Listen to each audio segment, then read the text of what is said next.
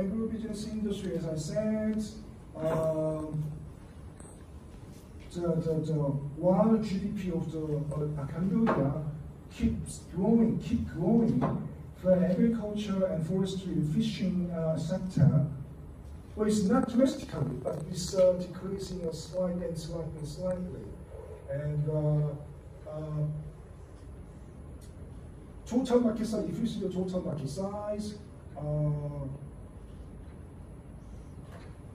of the food, which was manufactured by the agribusiness industry, the 2007,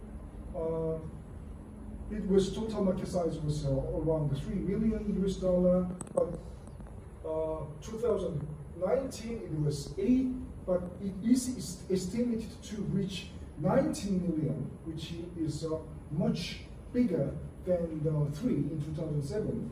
So which means that while agricultural business in Cambodia keeps decreasing, the food industry, which means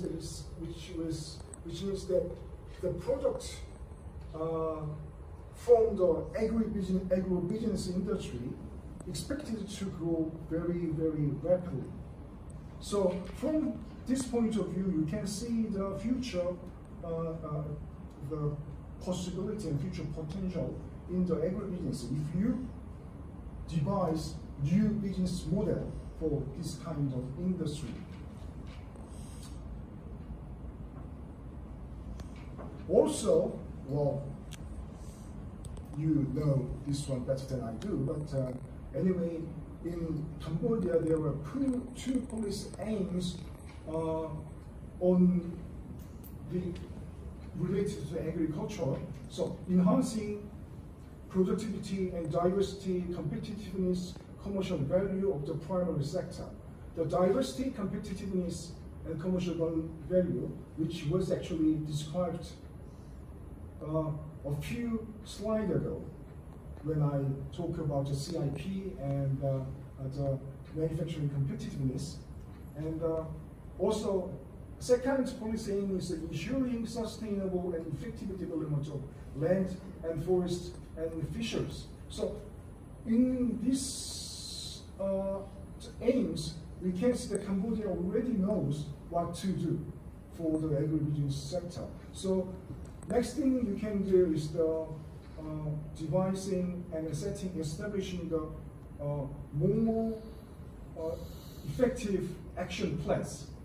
Okay, and so they also announced the 5 tactics and the associated 5 programs, enhancing productivity and diversity of agriculture, and promoting livestock production and health, and reinforcing sustainable development and management of fisheries, and reinforcing sustainable development and management of forest and wildlife, and strengthening institutional oversight, support devices, services, and human resources. Well, looks good, but it actually talking about everything: agriculture, livestock, and fisheries, and the forest and wildlife, everything. So in this program, it's not clear that how you structured this kind of 5 tactics in 3-dimensional. Okay? So they are different. So which means that they need a different approach method. So this type of one-dimensional layer of tactic, sometimes it works, but for efficiency and effectiveness, sometimes in many ways it's better to devise the 3-dimensional, multi-dimensional approach method for these 5 tactics. Yes? Could you give an example of the dimensions that you mentioned earlier? I'm gonna show you this kind of examples for different sector, okay? Because I'm not the expert on the agribusiness, and if you want to ask the agribusiness and the textile, as I mentioned, I'll give you the contact numbers of them. And it seems that understanding global value chain, or you can say the global supply chain, is maybe also very crucial to advancing the agriculture in Cambodia. That trade, the agricultural product is ever growing. Farmers in the developing countries cannot help but join this global supply chain or global value chain led by multinational corporations in order to increase their export scale. So joining GVCs give the developing countries an edge over the competition by enabling them upgrade their human and technical resources.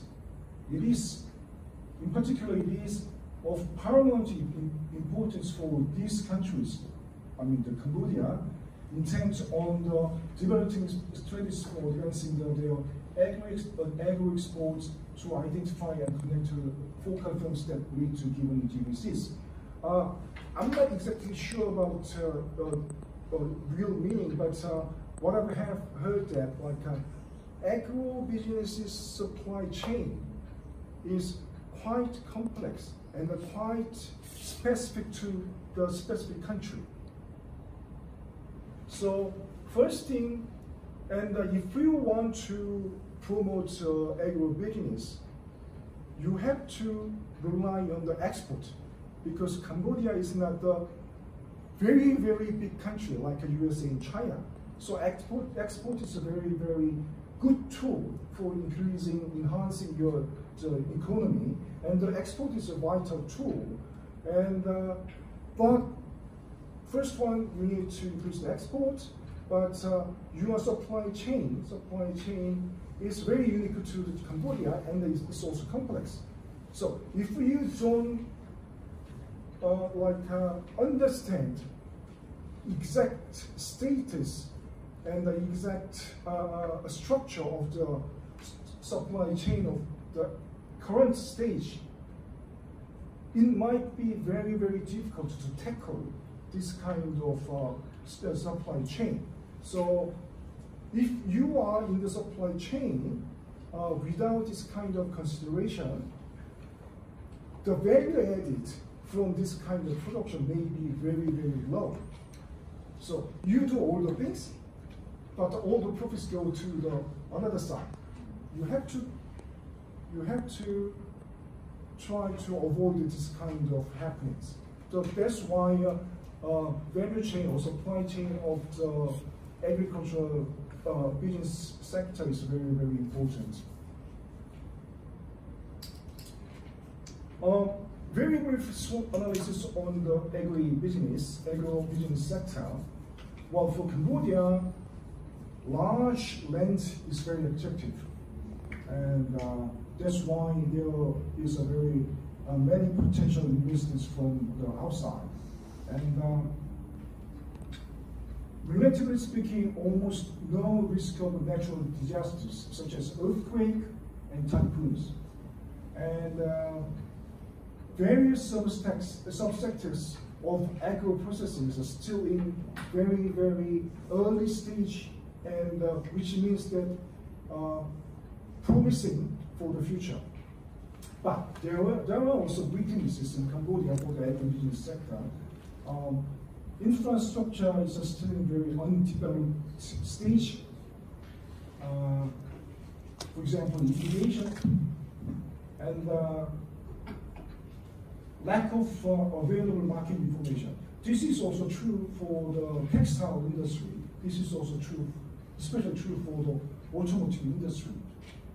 Well, frankly speaking, if you see the international statistics system like World Bank, IMF, OECD, etc., it's not easy to find the very microscopic statistics on the Cambodia. Well, statistics is not everything, but if you want to analyze the current status of yourselves, basic status is statistics are essential. So through that, you can actually forecast or foresight the market for the market and future technology, etc. So market information is very important, And that's of channels of distribution and high cost of logistics. High cost of logistics is could be a problem in Cambodia, but it can be diminished if you have a certain amount of scale. And also lack of technology on farming. Instead, there are some opportunities. Well, this kind of thing has actually been described in the industry plan. Proximity to the growing market, especially ASEAN, is one opportunity. This is the also opportunity for the textile, especially for the automotive. And growing demand for the more diverse produce, including organic produce and livestock products. And also active government support, of course, is a very good opportunity. And threat. You have noticed that climate change is a kind of fashion nowadays around the world. And well, it's still very primitive stage, but Cambodia also, it means that Cambodia needs to be very considerate on this kind of climate change issues as well. And the continued rise in the wage and protectionism. I think there is a slide that wage level of Cambodia is very comparable to the Vietnam.